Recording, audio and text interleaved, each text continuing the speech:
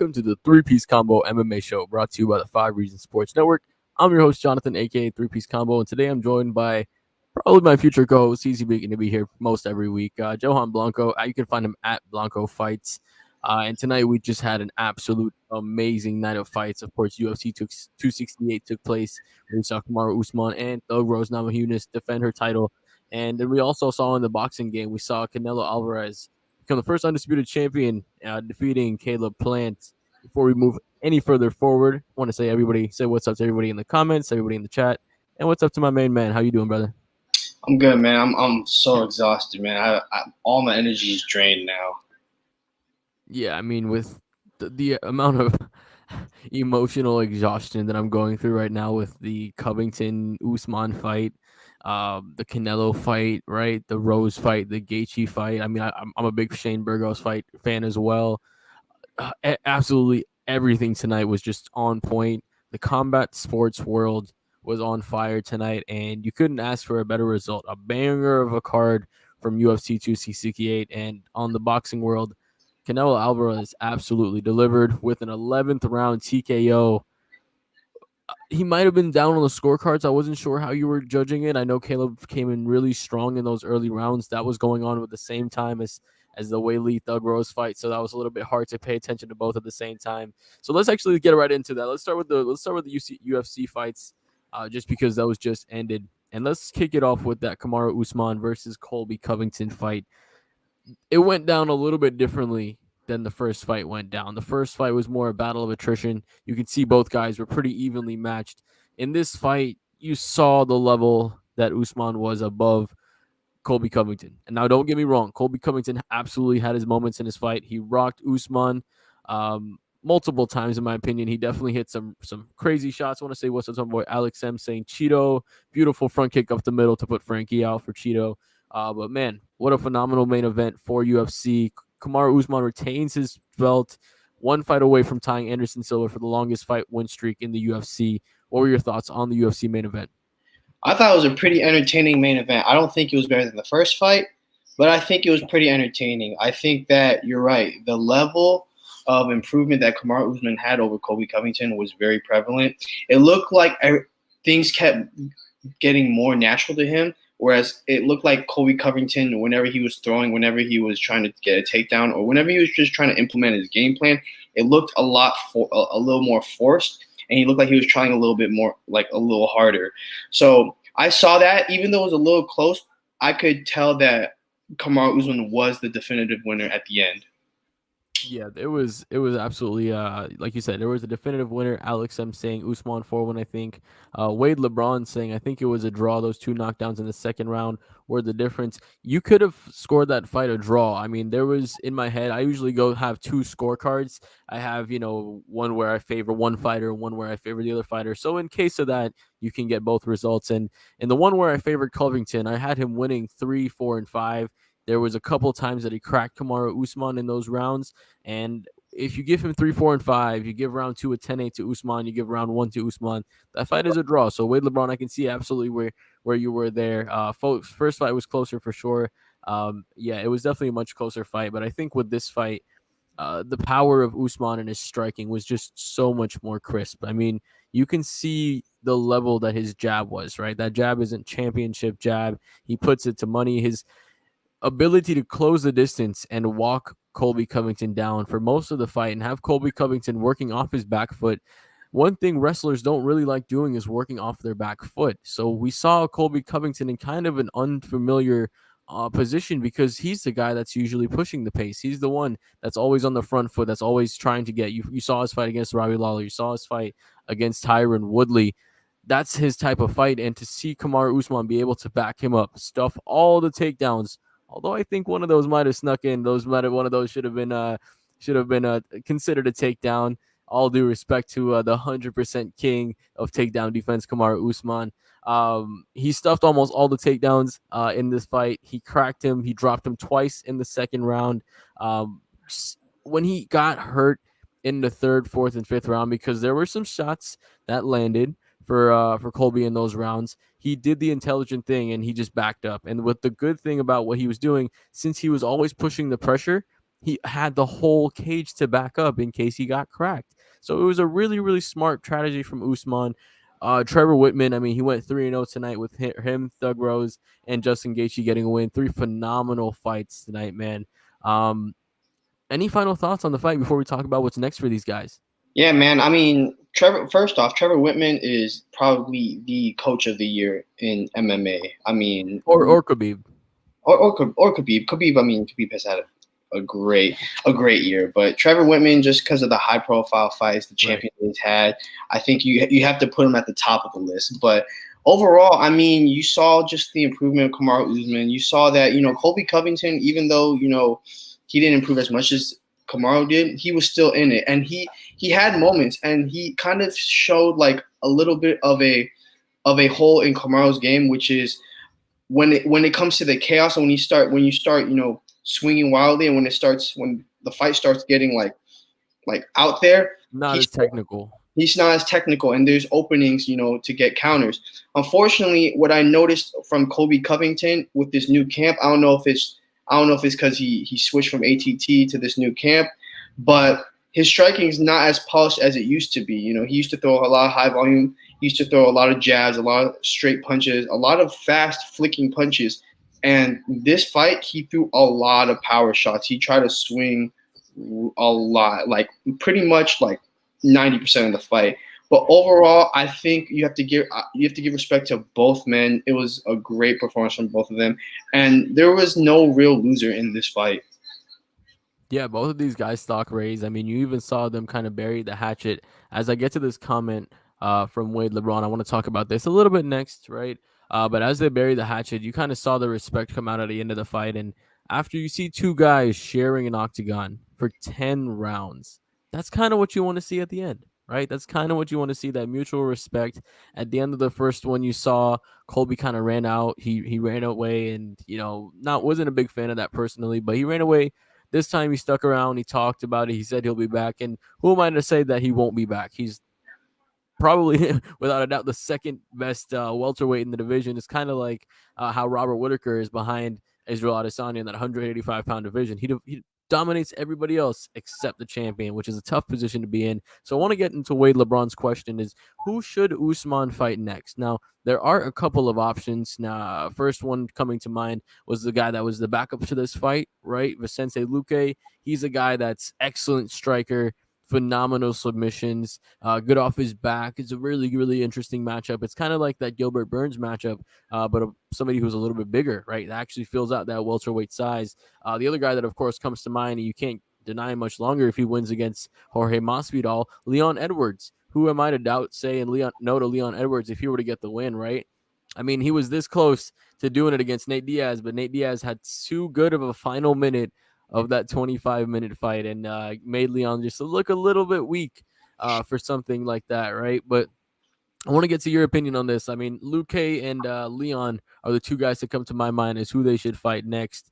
Wade LeBron says if Masvidal dominates the next fight, he should get a rematch with Usman. 305, baby. Hey, I'm right there with you in the Miami bias, but I'm not sure Dana White would put that together just yet. Oh, yeah, not yet, man. But what are your thoughts on who should be next for Usman? I mean, those two are probably the most likely contenders. I mean, Vicente Luque more than Leon Edwards, just because Leon Edwards has to get past Jorge Masvidal next month. But a wild card one like that is probably a little more down the line, and people are already chiming for is Khamzat Chimaev. Obviously, I mean, dude, last week what he did to Li Jingliang, I mean, utter domination. It's very rare where a fighter with so much hype, lives up to that or even exceeds it. Right. He's only got hit once in his 4 fights. He's shown that he has power. He's shown that he has a phenomenal wrestling game, and he's shown he has really good jiu-jitsu.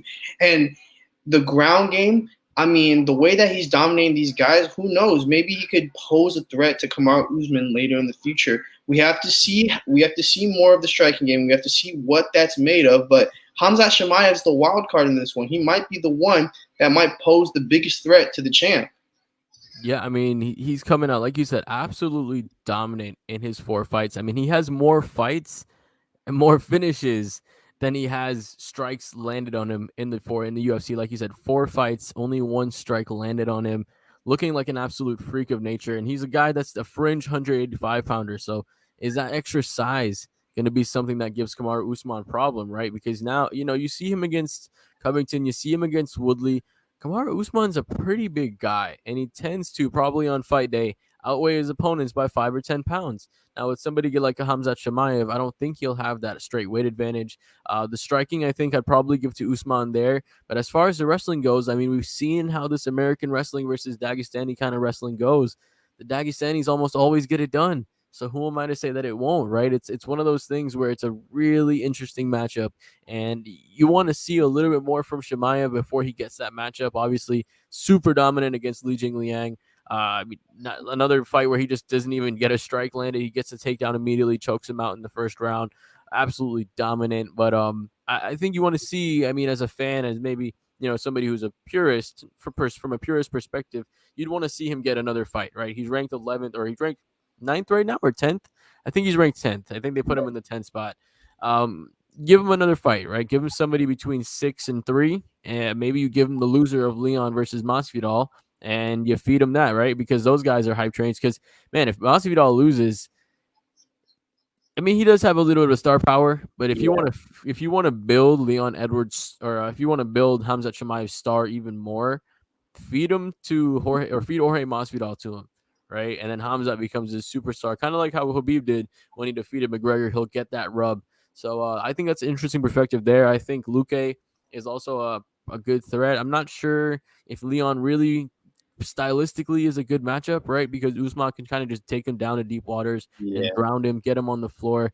I think it's a really tough situation for him there. But let's get to the other side of this, because Colby Covington, another guy who's really dominated, looks great against everybody else except Kamaru Usman. Who do you think the next fight for him should be? I think the next fight should be Michael Chiesa. I think that's the first person that comes to mind, just because how many times has this man called Colby Covington out since he's moved up to 170, man? And stylistically, it looks like a really interesting matchup. I mean, they're both really good grapplers. Granted, Covington's more wrestling based, while Chiesa's more jiu-jitsu based. I think it will be an interesting matchup. I think it will be one that would be good for both of them to bounce back from. But Covington versus Chiesa, I think they should book it for a fight night. Yeah, I think that would be an excellent fight night. I think another one that could probably work would be Gilbert Burns versus Colby Covington, right? Gilbert Burns is one of these guys that wants to work his way back up to the championship belt. You've seen him beat Wonderboy Thompson. Now, it wasn't the most spectacular victory, but that's what you want to do against an excellent striker like Wonderboy. You want to ground him, keep him grounded, and although he has great takedown defense, good, solid off his back, he was able to get the win, and he was able to beat him. So for Gilbert Burns, I think it'd be fun. You got that Brazil versus America matchup. You already saw the promo that Colby Covington cut against Brazil when he was down there, and I think he defeated, it was either RDA or Damian Maia, one of those two guys he I think beat it was up. Damian Maia. Yeah, so he go there, he calls him a bunch of filthy dogs, and then he gets a bunch of heat, and then he becomes his star. So I think that's a lot of fun. This is a good one too. Alex, I'm saying Colby versus Masvidal if Masvidal wins. I think that's perfect. I think that's absolutely perfect, Alex. And that's a great point. How can you not do that, right? Because you have, let's say Usman wins, or sorry, if Masvidal wins, he gets a win against a high profile fighter who should be close to fighting for the title. Of course, Masvidal doesn't deserve that title shot yet. If he goes and beats the guy that was, obviously, that clear number 2 to Kamaru Usman, now you really have to make that matchup, right? Because Dana White can sell it. Hey, he beat the guy that couldn't beat the guy that pushed the champion to his limit, right? And now you can sell that fight a little bit more. Maybe you see Masvidal as a little bit of a different threat there. Colby Masvidal, I think that's the one. And imagine this. Imagine like they booked the fight, but they booked them as coaches for Ultimate Fighter. Just the build up for that would be legendary. I think that's what they wanted to do this last time, but I think Masvidal denied. Yeah, he wanted that title shot first. So that wasn't gonna happen. Wade LeBron saying Colby and Masvidal is a great fight that should have happened 2 years ago. That's the thing that happens with some of these fights with heat, man. When it happens with heat, it doesn't really always materialize when we want it, especially in the higher ranks. I It's a mean, little bit look at Leon Edwards and Jorge Masvidal. We're getting that next month. That should have happened in 2019, literally when it happened. yeah, that's a long overdue there. So before actually I want to cover this card, I want to get to the boxing world a little bit, right? We had a lot of great fights here, but I want to talk about this Canelo fight a little bit. And man, what a phenomenal this fight this was. And before we talk about the fight, overall and his performance, and Caleb Plant had a pretty impressive performance as well. I want you to talk about the magnitude of him unifying these belts in this weight class. Well, I mean, it's literally history in the making. He is the first ever undisputed super middleweight champion. No one has ever done it at this weight class. And not only that, but he's the first Mexican-born undisputed champion. And the magnitude of this fight is that Canelo has won all 4 belts in a calendar year. He started in December of 2020 against Callum Smith. Then he had his WBC defense against Avni Yildirim, which was just like a tune-up fight. Then in May, he captured another belt. I believe it was the WBO against Billy Joe Saunders. Already two world-class caliber fighters that he fought. And then tonight, when he captured the IBF Super Middleweight Championship against Caleb Plant, he literally defeated 3 undefeated champions and captured all 4 belts in less than 12 months. That is by far one of the most impressive years I have ever seen in boxing from any boxer. And to put a little bit of a stamp on it, and just to show his just kind of how his moxie, his fight before Billy Joe Saunders, that was a Yildirim fight, right? Right. He had the Billy Joe Saunders fight already booked. Exactly. Going into that Yildirim fight. Like that, like you said, it was disrespectful. But for Yildirim, like you said, it was a tune-up fight. He knew he wasn't gonna go there. He retired. Was it in the 8th round? Right. No. He retired in the 3rd round. Yeah. So he came in, probably took a couple $1,000,000, probably the best payday of his life. But Canelo, like you said, becomes the first undisputed super middleweight champion. And for, like you said, first Mexican person to do it, man. What a year for Mexicans, right? We see Brandon Moreno break through and get it done. You see this happening over here. What a phenomenal year just for this, just a global combat sports, right? We see Brazil last weekend getting a champion back with Glover Teixeira, with him breaking through. So phenomenal overall. But let's get to this fight a little bit, right? Because we saw Caleb Plant came out with a really good lead hand attack, right? That jab was heavy. He was doubling up on it, tripling up on it, hitting some nice hooks, clinching with Canelo, which he was not doing a very good job. He was still getting hit on a lot of those clinches, but started off really early, and then Canelo brought it later in the fight, man. Talk to me just round by round. What did you see in that fight? I mean, Caleb Plant, I said this on my show on Thursday, hitting the HTF bets. I said that Caleb Plant has a style that could give Canelo problems because he's a very lanky guy. He's a much longer guy than Canelo. He likes to establish a lead hand, which is his jab. But I really think that it was really close because Caleb Plant had a really impressive performance. He was, popping him whenever he could. He was trying to pick his shots. But whenever he got into the clinch, it's not a tall boxer cannot get in the clinch. It's really hard because you have really long arms, and it's very easy for a shorter boxer to get in close clinch punches.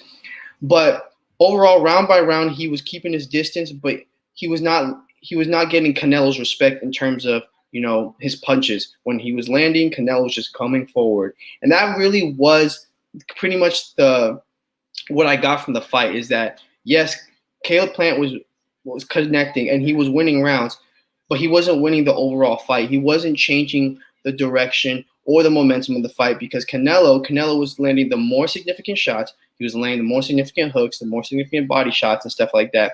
And he kept pushing the pace. Like Caleb Plant usually does not, step back. He usually is not on the ropes whenever he's in his fights. And this was the first time where he was just, he looked like he was evading. He was getting pushed back, fighting off his back foot, which he did pretty impressively. But I mean, in the 11th round, it was done. I mean, Canelo made an adjustment where he kind of angled his lead hook, in a way where it connected with Caleb Plant in a perfect way, and it stopped the fight, man. It literally changed the entire fight. Literally stopped it. I mean, like you said, he was going with that lead hook multiple times, and it was kind of Caleb Plant was kind of shrugging into it, letting it bounce off him. But once he angled it just a little bit differently, that angle hit him perfectly, got him rocked, dropped him the first time. He got back up, and he was able to get it done, man. But that fight was great, like you said, from the start. Although Caleb Plant was landing the jab, you saw Canelo was just kind of walking him down, cutting off the cage, looking for the power shots, right? Like Wade LeBron said, right? Canelo body shots. Those body shots early definitely were very important, especially in those clinch situations. He was going to the body super heavy. You looked like you had something to say. What's up? Not only that, but one thing that Canelo does really well that most boxers don't do well is that he punches the bicep of the lead hand of his opponent. And when he punches the bicep, it pretty much you pretty much lower the guard of your opponent. Like you pretty much open up for headshots or even, body shots. You pretty much you break the initial guard and you pretty much open up opportunities throughout the fight. Well, it makes a lot of sense, right? If you're punching the bicep, you're punching the muscle that holds your arm up like this. You can't hold it anymore. Your arm is gone. Alex M saying, I had some of that tainted cow meat in Mexico eating street tacos and an elo replying to Scummy in the comments. Boy, you're hilarious, man. But yeah, like you said, Canelo worked that fight really good. Right off rip, although he was eating some jabs in the beginning, he was doing a great job just cutting off the ring. And once those once those power shots just started getting landing, and he started feeling a little more comfortable in the pocket, he just turned it up. And by the 11th round, he got the fight done. Man, he was able to get the knockout. Beautiful, clean shots. I mean, he hit a nice left hook, I think it was, and Plant stumbled onto him. And Canelo did a really good job, like taking a quick step back. And before the referee could even come in to maybe just stop him to give it another 10 count, right? He hit a quick little 1-2 right on the way down, and that was it for Caleb Plant, man. And like you said, Canelo Alvarez gets it done, first ever super undisputed super middleweight champion of the world. Now the question kind of begs for who's next for him. All right, so there's like the thing is when I always think about this like even before the fight ends, like what is next for Canelo? Because in boxing, it's not like UFC where there's like a ranking, there's like contenders already set. There's an opportunity to fight down at middleweight. There's opportunity to jump up to light heavyweight. There's opportunity to stay and defend your undisputed championships. David Benavidez is the first one that comes to mind. He is the guy that everyone has been wanting Canelo to fight. I want him to fight him too. He's so fast. He's so confident. I think it would be an amazing fight if he can make weight. Yeah. And then I mean, if the middleweights want to go up to 168, I mean Jamal Charlo and Demetrius Andrade would be amazing fights. I want them to fight each other first, but they obviously want that money fight with Canelo. But those two, I feel like those two, more Andrade than Charlo, would give Canelo a really tough matchup. But I think the most likely thing after the Benavidez fight, which I think that's going to be the next one scheduled for Canelo, I think the most likely thing that's going to happen is that he's going to move up to light heavyweight and try to do the same thing there. I mean, that would be, historic. I mean, we've seen it already. He's moved up to light heavyweight with success against Sergey Kovalev. But I want to see him against the guys like Artur Beterbiev or Dmitry Bivol. I want him to see against the top tier, the top echelon of the light heavyweight division. And I think he'll have success there. But I think that's what I really want to see from him. Is I want him to move up to 170. Do you think he can do it at 170? He'll have a little bit of trouble because even with the Kovalev fight, he was having a lot of trouble, like more trouble than the fight he had with Caleb Plant right now. I mean, you saw in the Kovalev fight, man, he was down on the scorecards, right? Going into that later round, and he was still able to get a knockout against a guy that was much bigger, much stronger, and just showed his championship hard in that fight, man. So, like you said, that's a great fight for next for him. I think Benavidez is the matchup. As long as he can keep the weight down, or unless they maybe do it at 170, I'm not sure. What do you think they would do it there at? But phenomenal fight there. Any final thoughts on this Canelo fight before we bring him back over to the UFC world? Yeah, man. Not anything about Canelo because we've been praising Canelo the entire time, but like for Caleb Plant, like let's not disrespect him. Let's not put him in the island of relevancy just because he lost his fight against Canelo. Because listen, the media was just talking about Canelo. The commentators were just praising Canelo the entire time. But Caleb Plant was the IBF champion. He defended it, I believe, 4 or 5 times, and he still has a big career ahead of him, and he's still a top contender in that super middleweight division. So for people to really, like, just like forget about Plant, don't do that, man. I'm telling you right now, Caleb Plant's going to come back better than ever, and I'm pretty sure he's going to be a world champion at 168 again. Yeah, I mean, for sure. He has a long career in front of him. I mean, how old is he right now? Let me check. I don't know. I believe he should be in his 29. He's 29. Right. So he's still young, still has a little bit of time, and we know with the way that combat sports works now, just overall athletes they age a little bit better, especially in a little bit those little heavier weight classes, right? When you're going past the 150, 160 marks, when those guys can retain their power, don't focus quite as much on the speed as the guys down at 120, 130. You can see them retain a little bit more. Let's get back over to UFC. In the co-main event, we saw Thug Rose defeat Zhang Weili via decision. Little bit of weird on the scorecards, 49-46. Personally, I actually had Zhang Weili winning the fight. I had her up 3-2. But I did see, like, I was actually texting my cousin during the time.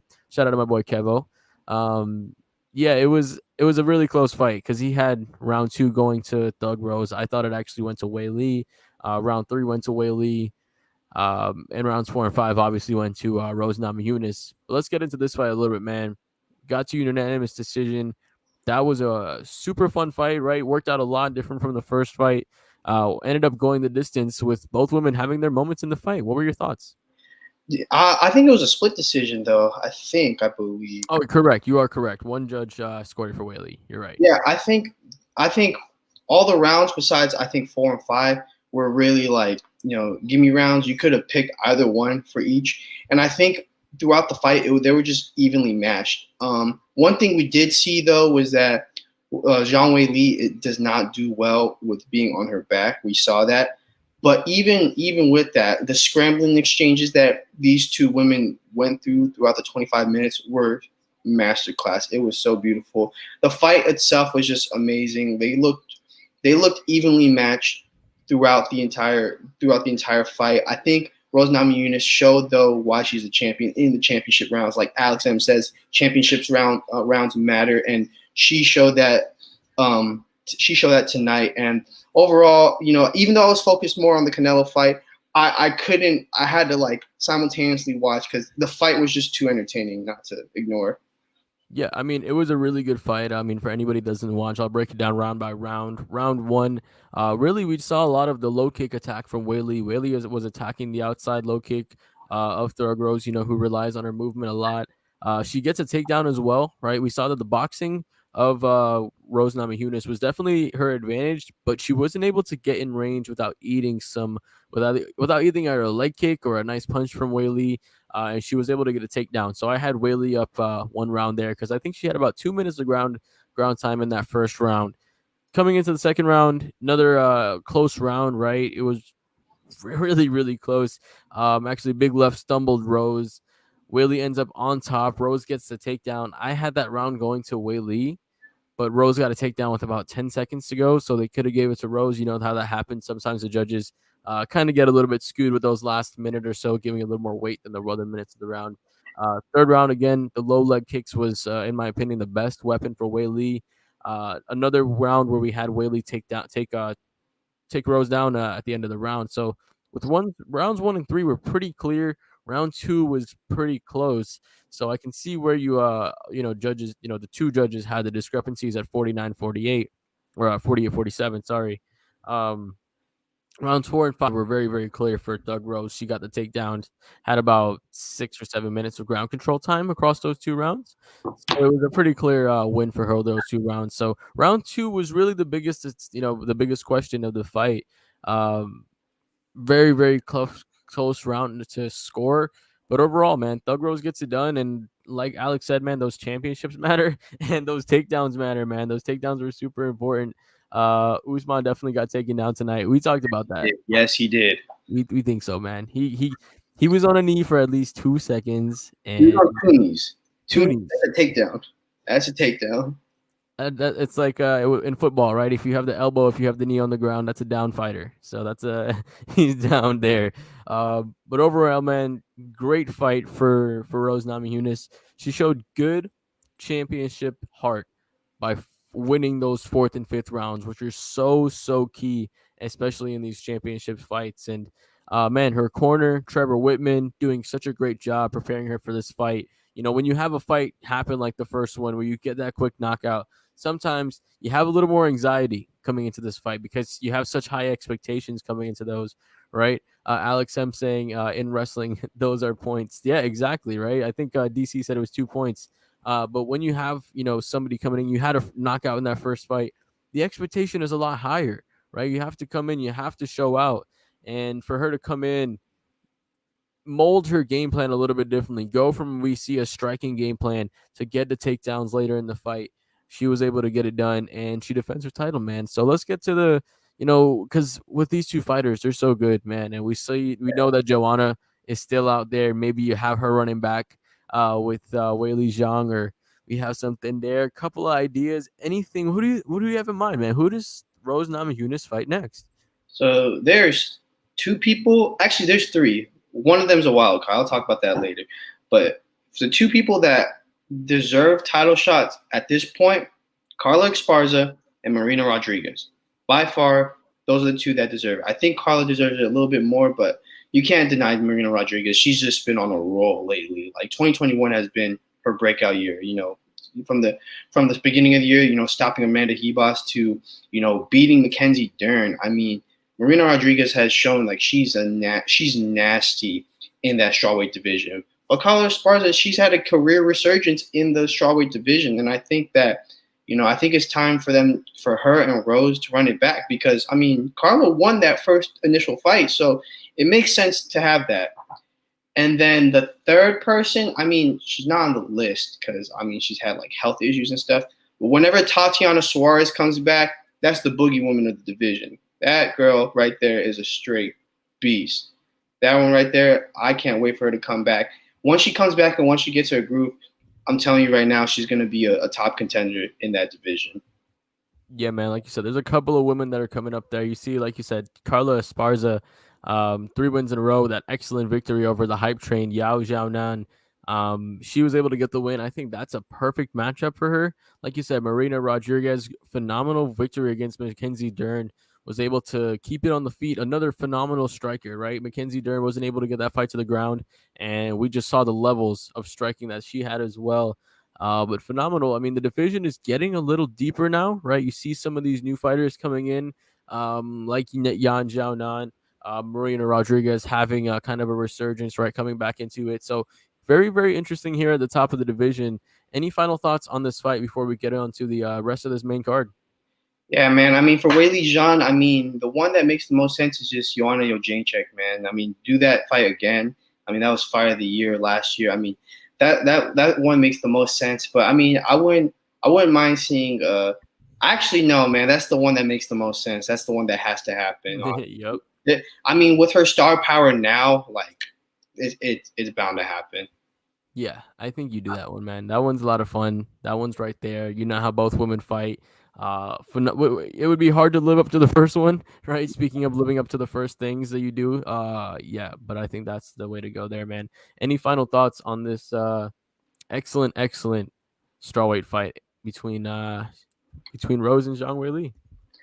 I think that the fight, you know, and it kind of the fight showed why the betting odds were so even. That's my final thoughts. The fight showed how even the betting was. Yeah, man.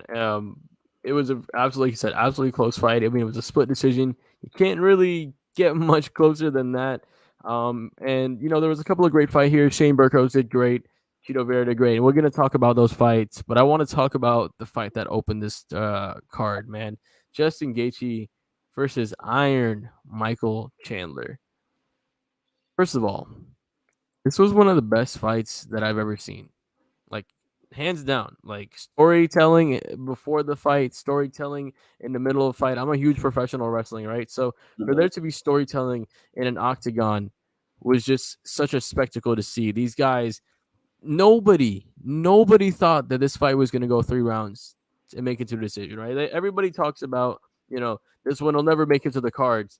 This one was not supposed to make it to the cards, but the will of both of these fighters made it go to the cards. Michael Chandler had his moments earlier in the fight, right? Stumbled Gaichi a little bit, but man, the low kicks of Justin Gaichi, the uppercut, uh, everything, man. I couldn't take notes on this fight because I was just in such awe. That's how good this fight was, man. And before I give my thoughts on it, I want to let you just kind of let me know how you're feeling. What were your feelings going through that fight? What were your thoughts? Man, I was at work when this fight happened, so I kind of zoned out at work. I stopped doing my stuff because I was like, man, this fight is too good to be true. Like the first 2 minutes, I thought Michael Chandler really had it because he had Justin Gaethje punch drunk for a second, and whenever Justin Gaethje's punch drunk, there's so many openings. It's like Yeah, what one that first round reminded me of World Series of Fighting Justin Gaethje, where he had those wars with Luis Palomino. Like it literally reminded me of that. And then Trevor Whitman, put some sense back to him, and then he was calculate. It was calculated chaos from then on out. But that fight was just so exciting. And remember how I said, there was no losers in Kamaru versus Colby Covington. There's no losers in this fight either. I mean, Michael Chandler did lose, but he came out a winner in one, man. What a tough guy, man. What a tough son of gosh, oh my gosh. what a tough son of a bitch. You can say it. You're good, bro. Yeah, bro, man. Well, like you said, dude, what a tough dude. He was getting punched in the face. And I don't know how. Like, I mean, first of all, Justin Gaethje has bricks in his hand. This man knocks everybody out. He was hitting in that third round when you're tired after you've gotten dropped already. You're taking these shots to the face, punching yourself in the jaw, saying, "Bring it on." What? You can't write that. You can't write that against Justin Gaethje, a guy who stops whoever he wants to, a guy who pretty much altered Tony Ferguson's career. So it's like, man, Michael Chandler. I think that he was already prepared for war. I think mentally he was prepared to take shots. It wasn't like the Charles Oliveira fight where he got clipped with like a beautiful check hook. It was like he was ready for this, and he just mentally prepared for punishment. Yeah, yeah. I mean, you kind of go in there, kind of thinking you're putting yourself in a torture chamber. I mean, you're locking yourself in a cage with Justin Gaethje, hoping to leave the other guy incapacitated. Want to get to Alex M's comments real quick, saying Michael Chandler has earned his UFC stripes now. Absolutely. Yes. Yeah. Absolutely. I mean, he's gone through death row. Dan Hooker getting the win there, first of all, in my opinion, was super impressive. I thought Dan Hooker was going to knock this guy out. Dropping Charles Oliveira in the first round and, getting knocked out in the second round, which taught him a lot. But going 3 rounds with Justin Gaethje, making it to a decision, man, and actually hurting him too, right? Actually having him hurt at times, having him chicken leg, where we saw with guys like Dustin Poirier have him chicken leg before. Like you said, when he gets punch drunk, he has his openings, and if Michael Chandler could have sharpened up just a little bit, I think he could have gotten the win tonight. But man, really close fight across the boards. I mean, counter rights by Justin were beautiful, right? We saw uh, Michael Chandler kind of want to wait a little bit for some of the countering, and Gaethje was going it. Those uppercuts up the middle were great. That was the one that actually dropped Chandler in the second round and almost finished him. Right, it was the uppercut that right up the middle. Chandler got up. He was able to scramble to a single leg, recover a little bit, just kind of rest, hang out in that little low spot for a little bit. Chandler backing up, and all of a sudden, this dude jumps off and throws a Superman punch off the cage, jumping off the cage like with his back leg. Dude's nuts. Dude's nuts. And in the third round, what an absolute war. I mean, Justin Gaethje landing clean shot after clean shot after clean shot, and Michael Chandler there is just taking it. I don't know what more thoughts I can give to this fight. This was just such an amazing fight. If you weren't able to watch the fight, please go watch this fight. One of the best fights of all time, in my opinion. Probably one of the best 3 round fights of all time. Man, Phenomenal fight. Justin Gaethje puts himself in a very good position as far as who should be fighting for that title next. I mean, we have guys like Islam coming up soon. A phenomenal fight there, man. What were your thoughts, dude? Or what any final thoughts before we move on here? Yeah, man. I mean, what a great fight. What a way to open the card. And the fact that they announced that it was opening, I mean, it kind of pretty much set the tone for the entire event. I mean, that fight pretty much had the crowd hyped. It reminded me back in May when fans were allowed to come back to the Octagon. That's literally how this event felt. It felt like the most energetic crowd, and what a great way to start, the pay-per-view card. Yeah, I mean, you can't start off a pay-per-view card better than that, right? I mean, we had a fight with Shane Burgos and Billy Q. Islam is the real boogeyman. No one beats him. You're probably right, to be Right. straight up. Yeah. But we had a fight within Billy Q and Shane Burgos, which we'll touch on a little bit coming up in a minute. That fight landed the most strikes in a featherweight fight that was 3 rounds. I think 700 combined throwing strikes or some crazy like that. And that followed Gaichi versus Chandler, and then that didn't even have as much of a pop. And think about that real quick. The most combined strikes landed in a featherweight fight in 3 rounds. Max Holloway's in that division. And he of course he doesn't fight many 3-rounders because he fights a lot of main events and title fights. But dude, still absolutely crazy. Justin Gaethje versus Michael Chandler. Like Justin Gaethje said, man, these guys should have been fighting in the Colosseum in the Greek Roman times.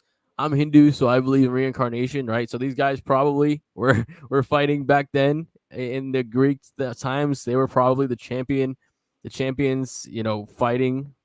Dude, sick guys, right? These guys absolutely are what's best for this sport. And when you have guys like Justin Gaethje, you guys have guys like Michael Chandler, who just put so much into the sport. It's just so great to see it all play out the way it did. Now, a couple of other fun fights on this card. Just want to touch on real quick. I'll let you take a pick on which you want to go first. Before we get to that, I want to get in this comment. Sean O'Malley's punching the rainbow right now. He damn right he is. He definitely is. And actually, let's talk about that one. Or I'll let you pick. Which one do you prefer? Do you want to talk about the Cheeto Vera fight, or do you want to talk about the Shane Burgos? I'll let you talk about Shane Burgos. I want to talk about the Cheeto Vera and Frankie Edgar fight. Shoot, all you. Because man, I mean, what an impressive performance by Cheeto Vera, man. That front kick in the 3rd round, pretty much close to the end of the fight. What an impressive performance by him. It puts him in the top 10 of that bantamweight division. As for Frankie Edgar, I mean, obviously, I think this is the tail end of his career. I think it's time, I think it's time where a fighter just says, hey, like, I can't be in the top. Like, I'm not in the top. I'm not a top contender in the division no more. I think it's time for him to, just to hang it up. But this fight made me, appreciate Frankie Edgar's career because like my favorite fighter when I was little used to be Tyson Griffin for some reason. I don't know why it was. And one of the fights, the first time I ever saw Frankie Edgar fight was when he beat like the dog shit out of Tyson Griffin. And I was like, oh my gosh. So I hated him for a second. And then he beat BJ Penn. And I was like, oh man, this guy's the real deal. So like just to see like how his career has progressed throughout this time, this fight made me gain just a big appreciation for Frankie Edgar, man. One of the greatest, small fighters of all time. One of the greatest having one of the greatest title reigns, one of the greatest fights with Gray Maynard in their rematch. I mean, I just can't say enough good things about Frankie Edgar. Yeah, I mean, he was on his way to winning this fight, right? He was definitely on his way to winning this fight. He dominated the first 2 rounds. He was able to get Cheeto on the ground. But they talked about on the broadcast, right? Cheeto was shooting that front kick up the middle. I don't know. I think it was Joe Rogan that said he should aim for the chin. And literally like 30 seconds later, he hit him with a front kick up the middle, dropped him, went face first. Frankie did recover after, and he was, complaining. But you saw after he set up, he just wasn't there. He was wobbled.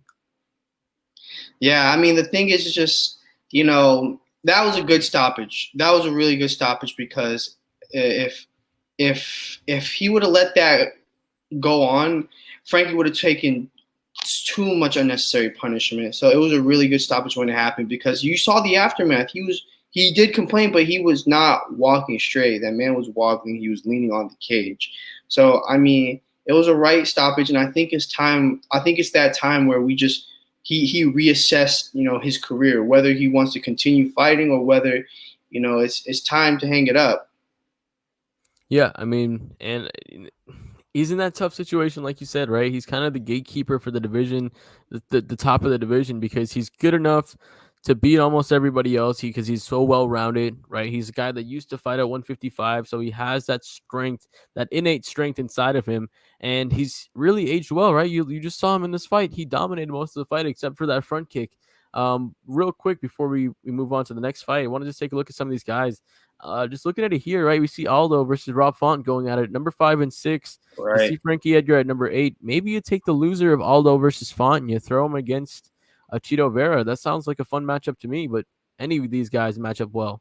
It looks really good. I mean, Chito Vera now he has to be in the top 10, obviously. I mean, anybody. I mean, I think a fight against Cody Garbrandt could also enhance his career. A fight against Merab Dvalishvili might be too difficult for him, but that's a fight I would love to see. And then for Frankie Edgar, if he wants to continue fighting, I mean, I would take legacy fights at this point. I would take a fight against like a guy like Dominic Cruz. Right, exactly. Two guys who are pioneers of small fighters. I think that would be a perfect fight. I know Dominic Cruz has a fight next month, but if he wins this one, I think that would be a great fight to make. Yeah, that would be a fun one as well. I think Marab, I think that one really makes a lot of sense because you have two guys that are up and coming, but you don't really want to put two up and comers together, right? You always see the UFC try to take care of that. They always put a guy coming on the way down versus a guy coming on the way up. And stylistically, man, Marab is just a nightmare matchup for Cheeto. If he gets him down on the ground, he's gonna drown him. We saw with Frankie tonight when he was able to get Cheeto on the ground. He was able to pretty much ground him there. And we saw Frankie trying to pass guard a lot, work his way up and get some strikes, put himself some danger for some up kicks. But he was able to keep him grounded regardless. So I think Marab would probably do a much better job of that, having that wrestling background, training over there with Ray Longo and Matt Serra over there in New York. So he's just so strong. Like the way that he's able to get people down. Like I remember, I think he fought John. I believe he fought John Dodson, and he manhandled him throughout the fight. And yep, that was 2 fights ago. Exactly. He's just so strong, man. Like he might be a dark horse in terms of being a top contender in that bantamweight division. 100%. I think he's the guy that low key could match up well with Peter Yan. Yeah, I mean, low key. I don't know, man. It just that whole bantamweight division, man. That like 1 through 6. So many amazing matchups you can make with that. That's a great division right there. Yeah, man. Peter Yan, Aljamain Sterling, TJ Dillashaw, Corey Sandhagen, Jose Aldo, Rob Font. That's your top 6. That's death row. That's death row right there. That's nuts. That's nuts. This division is on fire, man. Crazy to see what fights they're gonna make next. Want to touch on the last main card fight of this one before we just sprinkle in some prelims in there before we move forward. Shane Burgos, defeating Billy Quarantillo via unanimous decision, 29-28. Billy Q won the first round. He was able to put the pace on, but we saw as the fight went on, Shane Burgos was able to use his boxing, actually drop Billy Q. I think it was in the second round he dropped him. But those leg kicks were absolutely excellent tonight. Was able to use that crisp boxing. Both guys were able to make it done. Like I said, most combined strikes in a 3-round fight for featherweights. Alex M chiming in saying Billy Q has a great fight style. It's phenomenal, man. It's like a wet towel. Right, shout out to Tropical Blanket, right? Alex Toledo is basically it's like a tropical blanket, right? He's just on you. He's just basically just soaking you up, trying to keep you weighed down, grind on you, knees, clinch, punching you, right? It's not pretty at all, but that's what makes it so pretty. It's because it's so not pretty. Alex saying his leg got chewed up though, for sure, man. Were you able to catch the Burgos fight? Talk to me. What were your thoughts on this Yeah, one? I was able to catch a little bit of it just because I was kind of I was still at work at that time, so I was kind of closing shift. But I was able to watch the second and third round. So basically, when Burgos started to push up the pace and pretty much put it on Billy Q, and I mean Shane Burgos, man, what a bounce back performance. He had two straight losses against top contenders in that featherweight division, and let's be honest. I mean, that featherweight division might be I would say like it's the best division in the UFC right now, the most Yeah. stacked division. And Shane Burgos, man, he has just an exciting style, and he put the pressure on Billy Q. Once he smelled blood, he put the pressure. Hit, start throwing to the body, throw constant headshots. He just kept throwing. He just kept throwing strikes, and like you said, I mean, it broke a record for 3-round fights in the featherweight fight for total combined strikes. It was a really impressive performance, and what a way to get back on the win column. Yeah, man. Like you said, I think he was 2 years since he got a win because he's been, he's obviously with COVID and everything that happened. It's been a long time since he got a win. Um, But phenomenal fight for him, man. Billy Q not able to break into the rankings, but he's still young, still has a lot of time to get there. Billy Q was landing shots on one leg like a drunk flamingo. I think that's the best way you could probably say, Alex. Appreciate you staying up with me, man. It's should be 3 a.m., but daylight saving says it's 2 a.m. So I appreciate you staying up with us this late here. A couple of cool matchups maybe you can throw there, right? Arnold Allen is on a tear. He's 8-0 in the UFC, 17-1. You feed him to him. You know the way the Edson Barboza fight would go. Moslar already has a fight matched up with Ilio Topuria. So a couple of options there, but man, phenomenal card tonight, man. Overall thoughts on the main card, and I want to talk. There was a couple of fights on the prelims I do want to get to before we close out here tonight. I mean, surprisingly, a lot of decisions. I mean, it didn't feel like that because of how exciting these fights were, but there was 4 out of the 5 main card fights were decisions. That's really long because I mean, what the main event didn't start until what 12:40 in the morning. Yeah. So I mean, it was a long card, but overall it was really enjoyable, and honestly, it was worth the wait. It was worth the energy spent. It was worth the money that I actually paid for the card. So yeah, it's definitely worth it, man. Well, I'm glad you ended up getting your money's worth. I ended up getting my money's worth as well, for sure. Um, But let's talk about this future prelim, man. Holy shit. Alex Pereira via flying knee. He got taken down in the first round. Second round, dude. Holy shit. Get the flying knee knockout. Puts his opponent down cold, bro. What were your thoughts on the knockout and just his UFC debut overall? I mean, the hype was real, man. Remember when they announced his signing? The UFC doesn't usually announce signings. They don't announce it unless they're trying to, go to the moon with a fighter. Shout out Kanye and Playboy Cardi. But yeah, man. I mean, what a performance by him, man. I mean, the kickboxing level was there. I mean, his stand up amazing, and that the flying knee into the finish. I mean, gosh, man, that was really good. But one that impressed me even more was Chris Barnett. Yes, let's go. Gosh, that spinning wheel kick. I mean, that's a big dude, man. That's a big dude, and he was so fluent with it, and he connected with that on John Violante like to a T. I was like, oh my gosh, there's no like I can barely do that. There's no way like that like defied all physics. I mean, you got to think about it like this, right? You ever watch the Olympics and you see the way they like swing? They have that little heavy ball swing. Yeah. I feel like that's kind of the way that Barnett kind of threw that kick, right?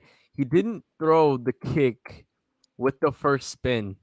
He spun and then spun again and then threw that kick. So he kind of got some rotational power going with that leg. And he just flung that leg. And you also saw he put his hand on the ground. So he doesn't even have the dexterity to throw a high kick without putting his hand on the ground, but he still gets this knockout victory. But oh my god, absolutely craziness happened tonight, man. Chris Barnett spinning heel kick KO. Like you said, I don't think there was a better knockout all night. All due respect to Alex Pereira, I think that Barnett fights like a flying starfish, bro. You're gonna have me dying. Alex Pereira had me worried for a bit. Should Adesanya be worried? Not yet. No, we saw how easily he was able to get taken down to the ground. You have him against a guy like Vittori. I think Vittori gives him troubles, right? Because Yeah, takes him down, or even Brunson. Those same guys that Adesanya ran through are going to be the same guys that Pereira are going to have to go through. And we saw that Adesanya wasn't really getting taken down until he ran into Vittori the first time, right? He went up against Brad Tavares in the Ultimate Finale or the Ultimate Fighter, and he beat Brad Tavares, who was a veteran, seasoned veteran at the time. You see him going, or Alex Pereira coming in and getting a fight and getting a win. It's good, but he's going against a guy that's not really the best talent either. Uh, but yeah, I don't think he should be worried just yet. I think he's just fine. Um, you have any thoughts on that? I don't know if you were saying something or you're just getting tired. I would I would wait on that. I mean, for Alex Pereira, he has to get some wins under his belt against like top like quality fighters. I mean, don't and I wouldn't rush Alex Pereira either. I mean he comes from a kickboxing background, and we saw today that his ground game, his defense in terms of getting taken down and stuff like that is still fairly green. So I would just build that up until I would build him up until he's kind of ready for like almost groom him until he's ready for like them top fighters. Groom him like Thug Rose Namajunas coach did. All right, maybe I'm getting a little too bad there. Yeah, Alex, I was saying glory kickboxing champ. That knee can get some of these wrestlers. We'll see. Hey, we saw it with Corey Sandhagen and Frankie Edgar, right? We saw it with Jorge Masvidal and Ben Askren. The knee is very dangerous to wrestlers. The only issue is if you don't get it, you're gonna end up like Chito Vera. Well, can't say that now, but Chito Vera threw a knee and he ended up on his back, but then Yeah. he ended up getting a front kick. So, you know. Yeah. Chris Barnett with a spinning heel kick KO. I just want to go through the card real quick to see Oh, anything else. Oh, Bobby Green. Curtis, Dude, go ahead. Chris Curtis knocked out Phil Hawes. Oh, that was great. Dude, oh my gosh! And I thought because Phil Hawes is nasty. He was on a what was it like a 7-fight win streak or something like that. That dude, Phil Hawes was looking like he was about to be the real deal in that division. And in his wasn't it Chris Curtis's debut? In his Yeah. in his debut, he knocked out Phil Hawes in the first round. Like literally, so impressed by him. Like that was the most not the most shocking, but one of the most shocking things of this card. I mean, it was I can see what you're saying because he was down, right? He was just so far behind. He was getting so dominated. He looked like he had nothing going for him. He didn't even have the respect of his power, right? That was the first shot that actually landed for him, and he hurt Phil Hawes. Then he landed another one, and Phil Hawes backed up, went down. That was it. Phenomenal finish there. Like you said, that was a good one. Bobby Green, phenomenal finish for Bobby Green too, man. Killer first round. Destroying Ally Akinta, man. Honestly, not even pretty close. Nasruddin Imavov with a crucifix finish on Edmund Shabazian. Edmund Shabazian looking like going from being a contender to now getting destroyed by three straight fights, not looking so good. I think it's time for him to, you know, get away from Edmund Tarverdyan. I mean, Yeah. oh gosh, man, why is he still your trainer, man? Like I know, like I don't know, man. Like if you want to be like a top contender in the middleweight division, you need to kind of reassess your career, man. Start looking. You don't have to like go away from completely because I know they have like a really close relationship, obviously, but like I think you need to branch out, kind of look for greener pastures. Look at places like MMA Lab or AKA or even Team Alpha Male, like somewhere like that to where you can improve Or elevation. or especially elevation. Like just look for places like that where you can improve your skills because obviously like you're not making the right adjustments, to compete at a higher level at the next step. So yeah, that's my thoughts about that. Yeah, man. And then we saw Ian Gary getting a nice first round knockout. The hype is looking a little real with him. He got a little cute little KO there. Any thoughts with him? Yeah, what a great counter. I mean, Beautiful. he looks real polished. I mean, his counter kind of reminded me of Darren Till before the hype train got derailed. Like, Mm, yeah, like yeah. his stance, everything like that. It looks real. It looks a lot like Darren Till, and he's in the welterweight division. So, but I'm not gonna lie. Like, he has me invested. I'm gonna watch out for him. Going further. Yeah, he's definitely a name to watch, man. This was just a phenomenal fight card, top to bottom. Overall, man, what a night of fights, man. We had UFC, we had Canelo. This UFC card was loaded. I think we were spoiled with what 5 straight knockouts in this one. Let me see. So we had I no 6 straight knockouts. yeah, so we had Barnett, and then we had Gary, and then we had Imavov, and then we had Curtis, and then we had Green and Pereira. So yeah, we were spoiled with 6 straight knockouts in the prelims, and then we had a phenomenal main card as well. Like that didn't even disappoint. A great night of fights, man. Appreciate you joining me. Any final thoughts before we close out here? Yeah, man. Second show in a row. What a great show, man. What a great way to end, a great Saturday. Like, we had fights, and then we get to talk about the fights, and we don't even get to see the time. Like, we talked for like a fucking long ass time, but what a great night, man. It's a great way to cap off the day. Hey, no better way, in my opinion, to spend my Saturday night than watching fights and then talking about fights. I actually got invited to go out to a party tonight. I was like, dude, there's a fight tonight. There's no partying going on. They were like, Saturday night is fight nights. We don't party over here, baby. We watch fights. But from Mr. at Blanco Fights, Johan Blanco, and your boy, Three Piece Combo. Appreciate you, everybody, for joining us. Alex Sam, of course, staying up late with us, keeping it real. Appreciate you joining us. Wade LeBron came in. Bradley Slade was in here. Appreciate everybody who came in and joined with us, chatting with us. Everybody who's watching after the fact that we record this as well. Like I said, appreciate you, Johan, for joining me as well. For should be 3 o'clock, but it's 2 o'clock because of daylight savings. But phenomenal fight card between UFC 268 and the Canelo Alvarez getting his unification bout done. But thank you to everybody for joining us. And this is it for the Three Piece Combo MMA show brought to you by the 5 Region Sports Network. And until next week and until the next one, hope you guys have a good night.